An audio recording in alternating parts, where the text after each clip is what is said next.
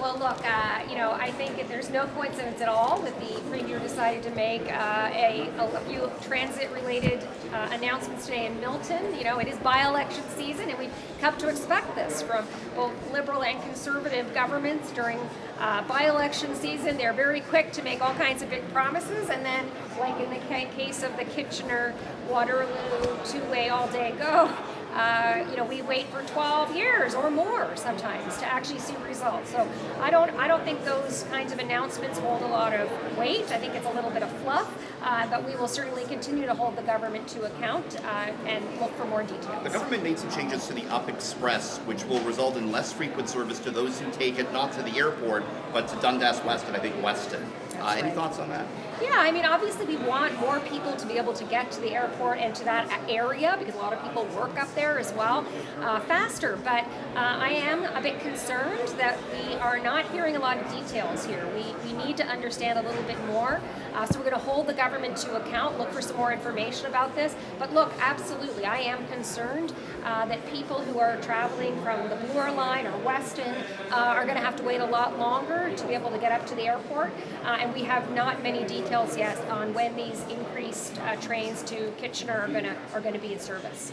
So it doesn't make any sense, though, does it, to shorten UPX service off the Bloor subway line, because a lot of people take the subway to get to the UPX? I look at this as if these are underserviced areas, right, where people don't have as many options. And so you might be increasing the routes from Union to Pearson, but you're going to have a lot of people waiting a lot longer when they get off the Bloor line onto Dundas West or at Weston. And of course, at the end of the day, we want people to be able to get there to fly, to work, faster, more easily. We also saw the government Metrolinx increase the fares on that line, which is really unfortunate. It becomes an additional barrier to people using the transit line. Are you worried about how the NDP is going to do in Milton? We saw a poll last week. It was the Liberals and the Conservatives kind of head-to-head. Milton's always been, has been more tricky for us in the past, but we've got a fantastic candidate, Edie Strahan. She's an OPSU vice president. She's a former truck inspector at the MTO. She lives in the community. I was out canvassing with her not that many days ago, and she's doing great. I think when you see by-election fluff announcements like you saw today from the government, it gives you a sense that we've had an MPP, a Conservative MPP there. We've had Liberals in the past who really haven't delivered results for Milton. But here we have a strong, active member of the community running in Milton, trying to make a difference. I think people there are ready for change. You call it a fluff announcement, but isn't this increasing train service for people in Milton? Well, we'd like to see that, right? We know that people in Milton need that. Unfortunately, when the government makes announcements like this with very few details, very little meat on the bones, we know that in the past, when we've seen by-elections like this, get an announcement and then we're waiting. 5, 10, 12 years later, just like when the Liberals made the announcement in the by-election in Kitchener-Waterloo, 12 years ago now. So it's concerning to me. I know that they had an MPP in that riding who was Conservative and failed to deliver these results. So why would anybody trust the Conservative government or frankly the Liberals to do that now? So when they call it the largest GO train expansion in 13 years or something, is that not true? Well, I think we'll wait and see what the details are, because again, the government is quick to make announcements like this during by-election season, but short on details. It sounds like the government has a plan to help close the nurse practitioner loophole that you've been talking about. What do you make of it? Is it what you would have done?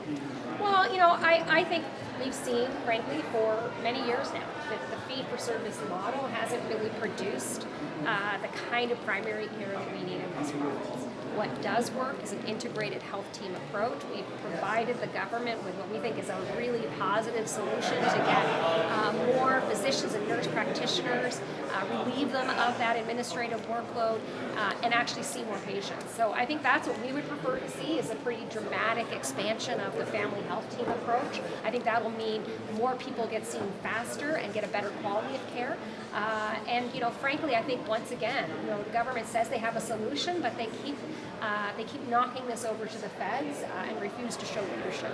Some things, complicated things on healthcare take two levels of government.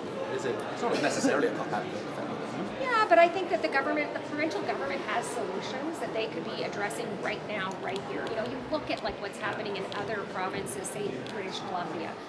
where they've brought in things like nursing patient ratios, things like this, really solid actions that the government in other provinces are taking and our government refuses to for purely ideological reasons. It's unfortunate. There's a lot more that we can be doing here, including also really dramatically increasing the family health team's approach, making sure that more of our internationally trained medical graduates are actually ready to practice. They're ready to practice, they just need the go-ahead, they need to go. We could be doing a lot more right now that the province is just, again, kind of passing the buck, I think. Would you bring all nurse practitioners under OHIP? Because the government says that would cost billions. No, we again believe the fee-for-service approach hasn't really worked effectively, and it won't work right now. It's a family health team approach, integrated family health team approach with different healthcare workers, just like along the lines of what you see in community health centers, family health teams. That's what we need to see a massive expansion of, and there are many, many communities out there right now that put forward proposals, were rejected by the government. They're ready to go. The government needs to get that moving. What do you want to see from the federal budget tomorrow? I want to see more relief for Ontarians. I think there's no question that people are feeling the affordability crisis.